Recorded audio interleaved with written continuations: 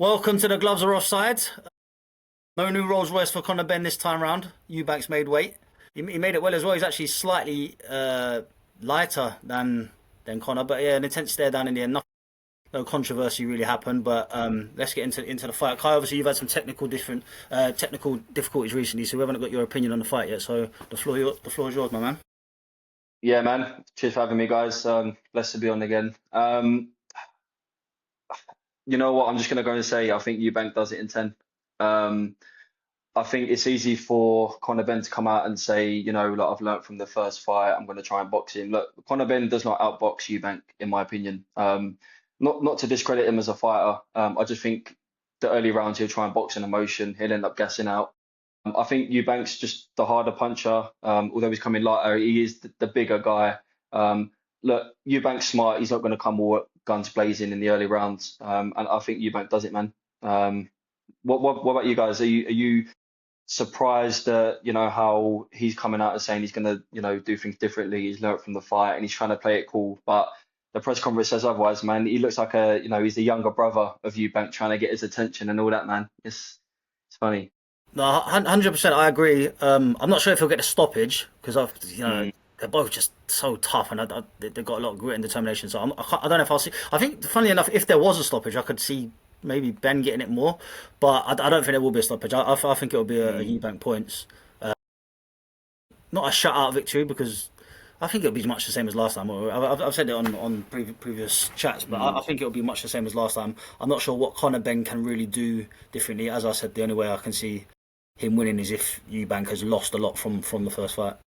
Yeah, and I feel the same way. I think no one against no one on this one occasion. That yeah, we're all in agreement. But yeah, I think he wins on points. I don't think he's got enough in the tank anymore, actually, to knock him out. So I think he wins on points, and I think it's going to be a slugfest. I actually hope that genuinely that it's probably his last fight. I don't know that I don't think it's really good for fighters to go on too long. I don't like to see them when they're getting just taken apart, when you've been like a big fan of them for a long time. So I really do hope, it seems like it's going to be a big payday. I really do hope that this probably is Eubank's last fight.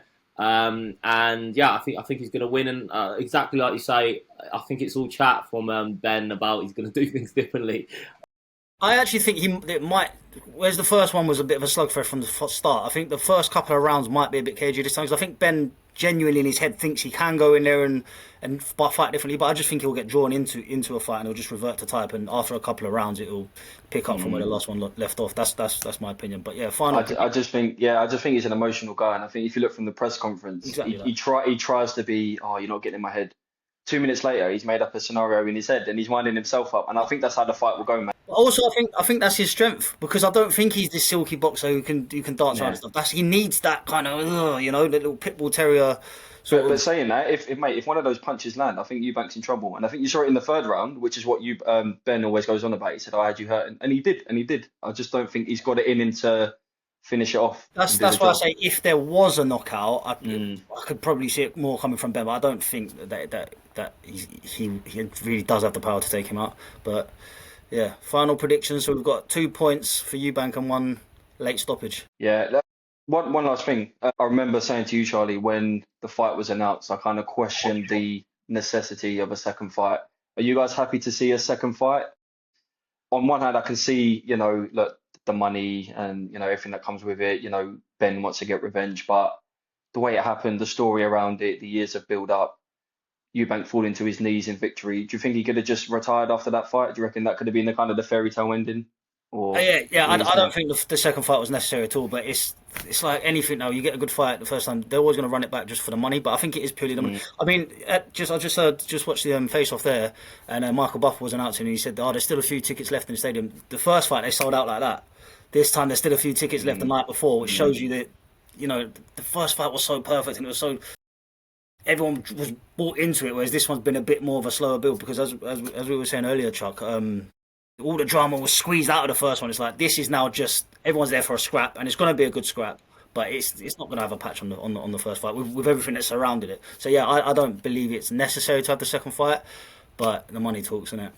I didn't even watch the first one live. I thought it was a bit of a show and pony thing for the. It wasn't for a belt. It wasn't for this. It wasn't for that. And then, I mean, Charlie and George kind of really talked me into it, like like, no, you've got to watch it. You got to watch it. I didn't watch it, and then after it was such a slugfest. And I was like, oh, because sometimes you watch loads of boxing, you don't get a good fight, you know. So it was actually a good fight. So that's why I'm kind of here for it the second time. But yeah, I don't like. For me, all these sorts of things are what we've kind of have made us, not really us, because here we are talking about boxing, but it's making people fall out of love with boxing. That these are the fights that you're getting this a second time instead of should Conor be fighting? He's moved up weight. Should he be challenging himself? You know, but instead we're getting another moneymaker instead of maybe fighters kind of pushing themselves or trying to progress in terms of ranking or in terms of aspirations. So in that way, I think that it shouldn't be happening, but money talks, unfortunately. Yeah, no, the first one I love just because of the stuff with their dads and its legacy, and I completely get it. But that's a perfect transition track because talking about falling out of love with boxing, should we talk AJ Jake Paul?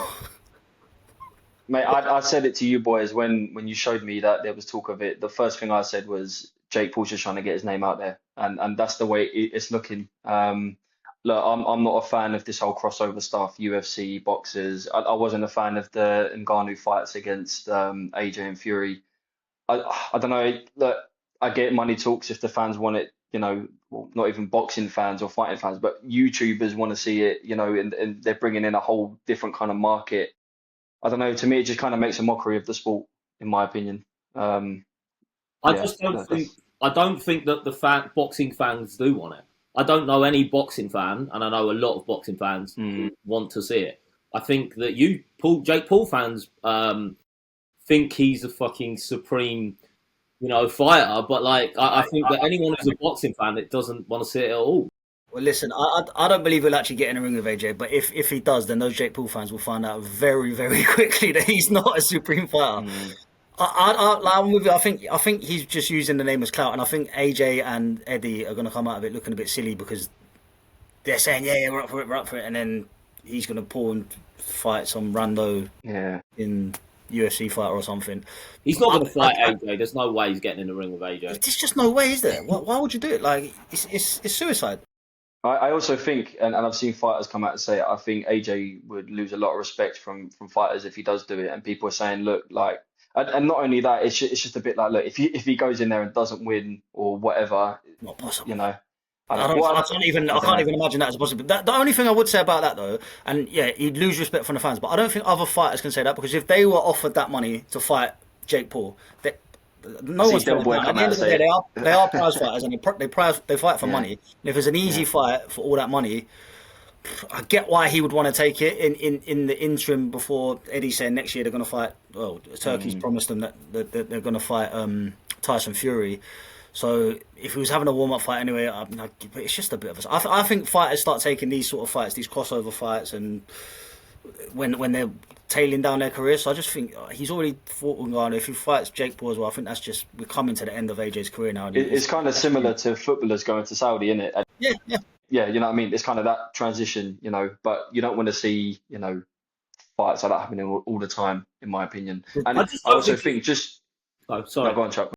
No, I was just going to say, I just don't think it's going to happen. I was just going to ask because you didn't say your opinion. I didn't realise. I don't know if you thought it would happen. So none of us really believe it's going to happen. No, I think AJ do it in a drop of a hat because, as I say, it's an easy, it's free money and it's an easy day's work for a lot of money. But I just don't understand in what world Jake Paul is going to put himself in that position. Nah. And I think I just want to say this, and I've probably answered my own question with this, but look, like we know what pro boxers go through in terms of getting themselves ready for a fight. And I'm talking about on the lower scale where people have still got full-time jobs, they've got families, and they've got all of these other commitments, and they're still in the gym all the time. These guys are working their nuts off all the time to get a fight at York Hall. Is it fair that, you know, Jake Paul, yes, he's a famous YouTuber or whatever, comes in and gets a massive fight in Saudi or whatever? I just think when you look at proper boxers and what they have to do, that's where I think it makes a mockery of it, in my opinion, because then he gets a free fight with AJ, and it's like, well, Why is that? But that's You know what I why I mean? say it's not proper boxing, is it? It's not. It's not. He does train hard, Jake. You have to like he does live the life, and he's in the gym, and he's getting better. But it's not proper boxing. I It's not separate the two. boxing. I don't think it's boxing.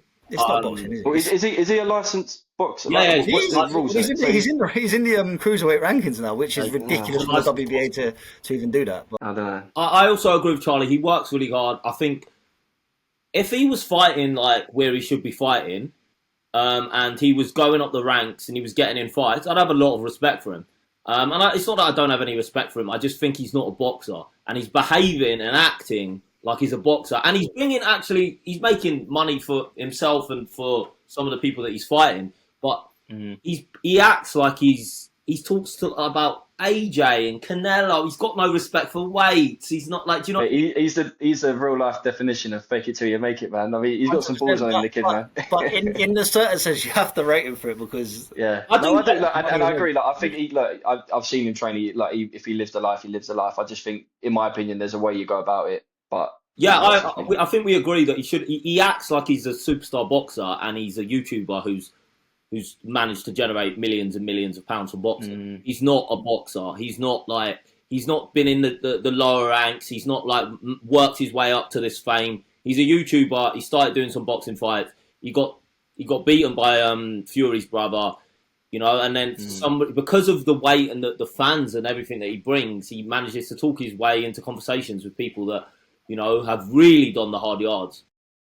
yeah, it's a farce. But part of me does hope AJ just takes his head off. It does happen. He takes his head off, but I can't see it happening, man. I don't want to see it. I think you say what you want about Jake Paul, but he's clever and he's got clever people around him. Otherwise, he wouldn't have got to this position, and that would be a very, very stupid move. So, it would be actually against anything he's ever done for him to. This is what I mean. Yeah. So like, yeah, I don't know. I think he's just clouting off of his name. Like you said, Chuck, you would have been happy with AJ just doing what Ngannou did and just shut it down straight away and sort of get a bit more respect from people rather than letting him drag your name along on this ride and associate with these sort of fast fights. Yeah.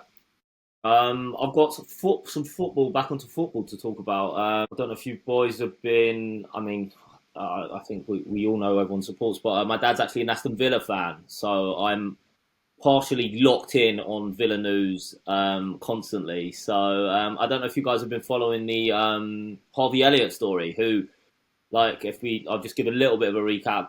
Player of the tournament in the under-21s tournament, only started 2 league games for Liverpool last year, really had designs on trying to make the England squad this year. Kind of bided his time. It was Leipzig were interested in him, but didn't want to pay the fee that Liverpool wanted. Liverpool wanted 50 at the beginning of the transfer window, and they only offered half that. So he's kind of biding his time too. Comes in for him. Villa come in for him very late, and then kind of goes to Villa. I think he scores on his first start. Actually, maybe one of Villa's first goals of the season, because they were in really bad form.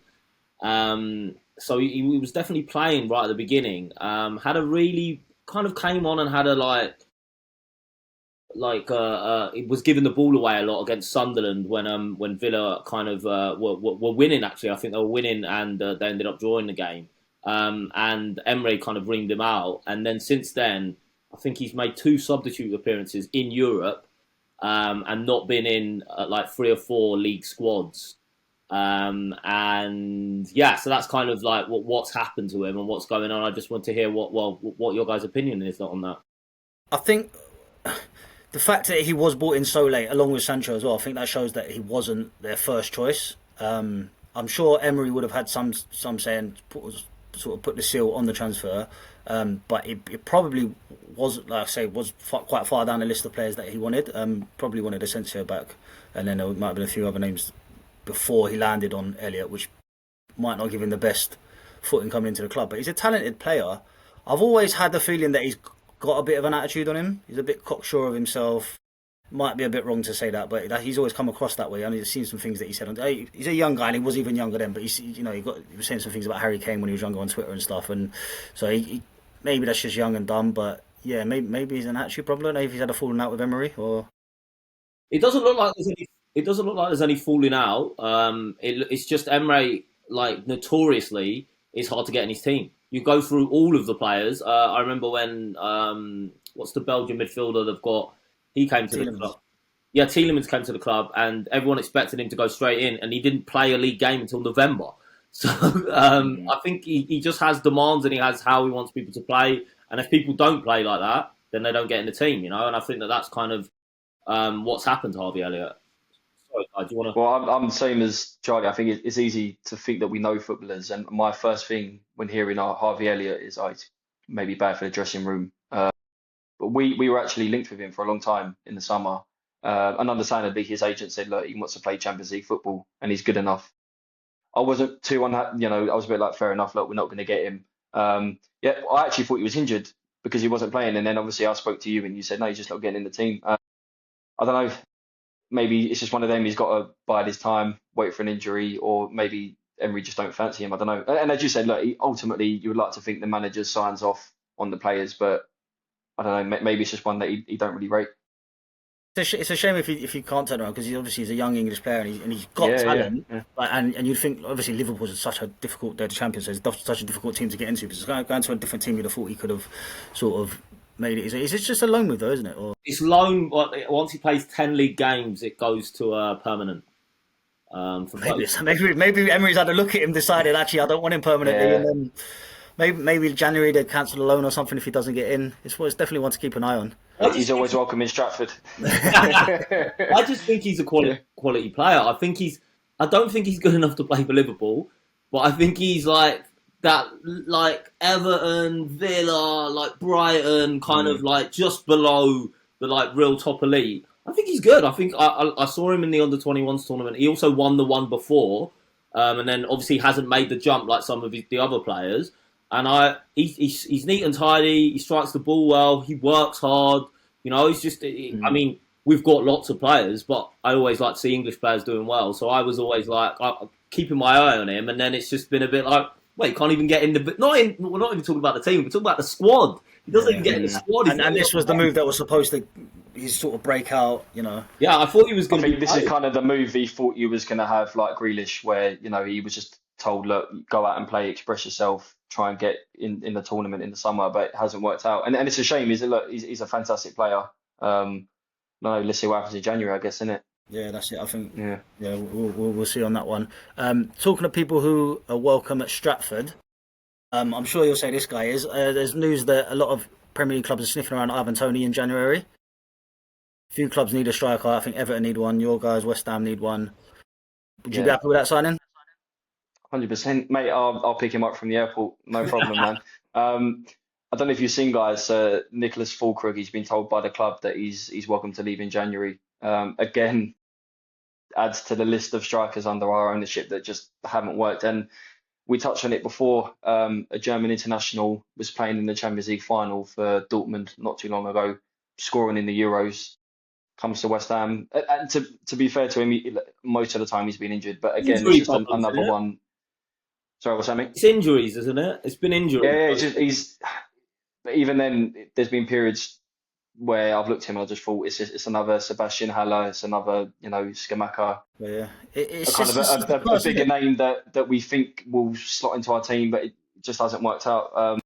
Again, Toney. Part of me thinks, is he good for the dressing room? But I think we need that bit of spark and that bit of arrogance, and that someone to kind of say, come on, I'm the man, I'll score you some goals. 100%. I think that the stumbling block might be the wages. Obviously, he's on huge wages over in Saudi, so there are a lot of clubs sniffing around him. But who's gonna pay him the sort of money that he's on over there? But I think from his point of view, he's probably looking at the England situation, thinking as we've spoken about before, there's not much behind Harry Kane right now. No one's really stamping their authority to be the backup striker for the World Cup. Harry Kane's from his opinion, he's probably thinking, get back to the Premier League, score goals for 6 months in front of Tuchel, and he might get himself on the planes.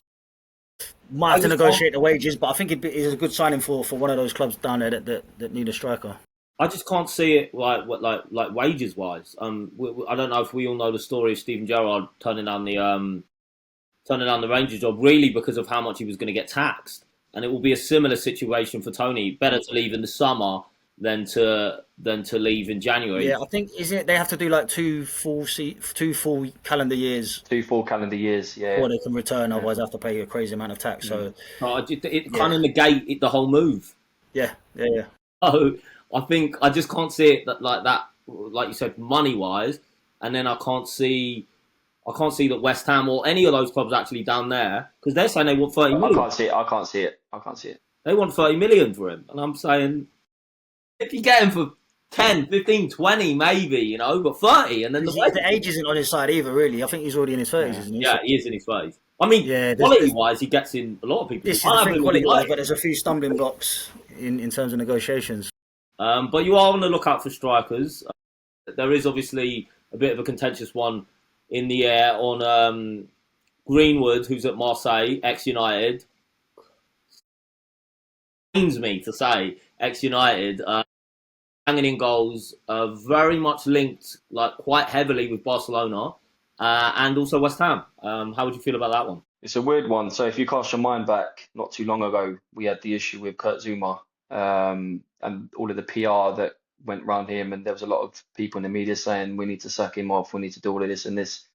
I remember saying to you, Charlie, at the time, I was like, look, the guy's just got to play his football, and it's kind of outside noise. Yes, it's wrong what he did, but fans, unfortunately, aren't the morality police around it. Having said that, to kind of contradict my point, I think we've got enough negative PR around the club, and I think that signing would just spiral the whole thing again. Quality wise, yeah, 100%. I'm not going to sit here and try and be like, oh, he's not. No, mate, you walk into the team 100%. Do I think off the pitch it's a smart signing? I don't, with all the protests that are going on, and I think, hopefully we can try and get some form together. I don't know if it would be the best move, but in terms of, look, if we're talking about strictly football, yeah, 100%. That's the thing. He's so talented, and he's tearing it up. I know it's only the French league, but he's tearing it up over there. He did well in La Liga as well. I just think it would be crazy for any club to touch him, just because of the negative press that's going to come with it. And it would be crazy for him, I think, to return to the Premier League as well, because he's going to get it at every single stadium. The press are going to be on his back. He's probably, from his point of view, to try and move on with his life, just better stay in abroad. Go abroad, yeah. But it can be really hard for not that I feel sorry for him at all, but it can be really hard for British people to live abroad. Like we've got much better at it. Like our players are going abroad and that, but they do want to come back. I've lived abroad myself. You do. So he's a proper Manchester boy. I would think in his head that he probably thinks I would like to go home at some point, because it is home at the end of the day. But yeah, I agree with both of you in terms of, United had to get rid of him, but I think would be awful for his career to come back to England. It's just a mad one, because it's like the severity of what he did or was accused of is so severe. But then he's like, he was super young. At what point does he be forgiven? Can he ever be forgiven? It's a whole. I mean, hasn't he married the girl and they've got? He's still with her. They've got kids now, so obviously.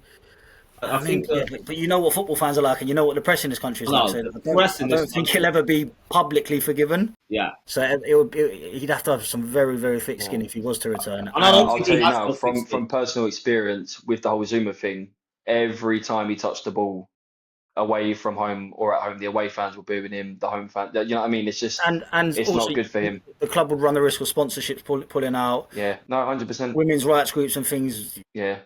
It's just this. Yeah, I think it should be left well alone. I think it'd be silly for us to touch him.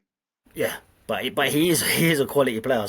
If times did get desperate, if you find yourself in a relegation battle in January, the owners may just think, not necessarily West Ham, but lots of clubs. Yeah, I think like I said, he's probably better off staying abroad than. Well, from what I've read, it seems that Barcelona are going to they've been heavily scouting him, and it seems like they're going to go in for him. I mean, we're talking about one of the best players of his age group. That's why he broke into the Man United team at 17. This is a really, really quality football player, being watched by all the big guns, and I would say that they're all watching him, thinking, "Can we get away with this?" I think it's the clubs he's been linked with: Juventus, Barcelona. The only one I've seen linked in England is West Ham, but I just mean the clubs are looking at him because of how good he is. I think that we're all kind of in agreement that English clubs should definitely stay clear. But because I think foreign clubs can get away with it a bit more, because it wouldn't have been such a big story over there. Whereas over here, everybody knew about it, and it was such big news that I can't see what good can come from it from the club's point of view, really. We got anything else, boys? Nothing. There's two taxing for me. Kai, anything? Ah, man. Um, it was interesting hearing you guys talk about Bellingham, kind of where he's at with England. I just think, look, Tuchel's an experienced manager. He's handled kind of the biggest kind of personalities in the game. Because I don't know if it was a headline that was kind of misquoting him. He said that certain players aren't going to be able to play together in the tournament. Do you think we're going to get it right selection wise, or how do you I see it think going? it's good that he's looking for a balanced team and not just trying to shoehorn everyone in, because we've been there so Yeah, many times yeah, before and it yeah. hasn't worked. So that's good. I'll go on record to say I love Jude. I'm a big Jude Bellingham fan, and I think I would love to find a way for him in the team. But it is tough when like I say with Harry Kane, when he drops deep so much, it is hard to have them both in the same team. Yeah, So yeah. unless he's going to play a deeper role, I don't know. But I want him in there because I think he's a big moments player. And when we're in a bit of trouble, I think he's the one that will shoulder the responsibility and get us out of it. So I hope they find a way. But look, you got to trust. As you said, he's an experienced manager. He knows what he's doing. So you got to trust his judgment. I don't want. I don't want. I don't want to just shoehorn him in, and I don't. Him and Harry Kane, whatever you want to say, I think they've set up one goal between each other, and they've played a lot together. Actually, they're in each other's spaces. And as much as I love Bellingham, and I do love Bellingham, not as much as Char, but I do love him. The team is built around Harry Kane. It's Harry Kane's team. We go as far as Harry's going to take us, and I think that what we need, and I don't know that Bellingham, I don't know that he's been told it or what the instructions are, but what we need is legs around Kane, and we get that from Rodgers. We're getting that on that side from Rashford, and we're getting that on the other side from Saka, and it just makes Kane a better player with people willing to make runs and willing to do things that maybe he can't do as much at this age. So from me watching the games, I think that we look more of a team without Bellingham, but Mm. it is kind of the manager's job to fit these top players in the team. When he first took the job, I thought he was going to try and Alonso actually both, and I think it's just that they've got other players in the position. I would like to have seen him further back because then he's not in Kane's space as much, you know. Mm. But with him as 10 and Kane. But this is my thing, that it's not him in Kane's space; it's Kane in his space. No, but Kane, Kane is. I know, Yeah. and I know, and he's good at dropping back, and he can spray balls and say he's got that. But I don't want Kane to run his legs. I just stay in the box. I just want Harry Kane to be a box striker for us. But he doesn't play like that. I know he doesn't. I know he doesn't, but he can. He's got the ability to.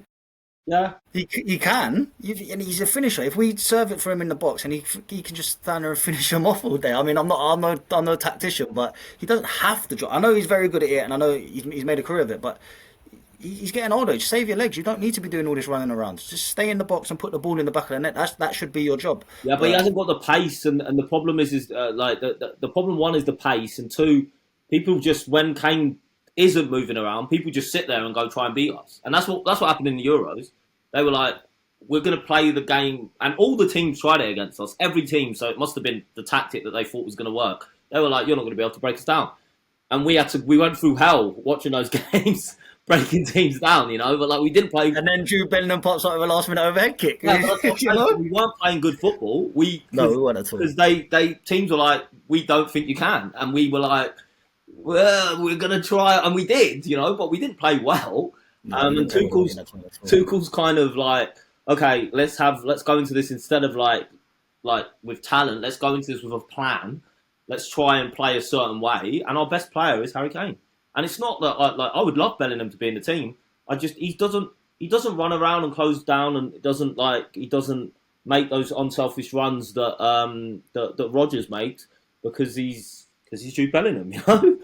There is the thing as well where if he's not, I mean, I would imagine he's definitely going to be in a squad. But if he's not starting games, is he going to kick up a fuss? And I don't think he's as disruptive as people are.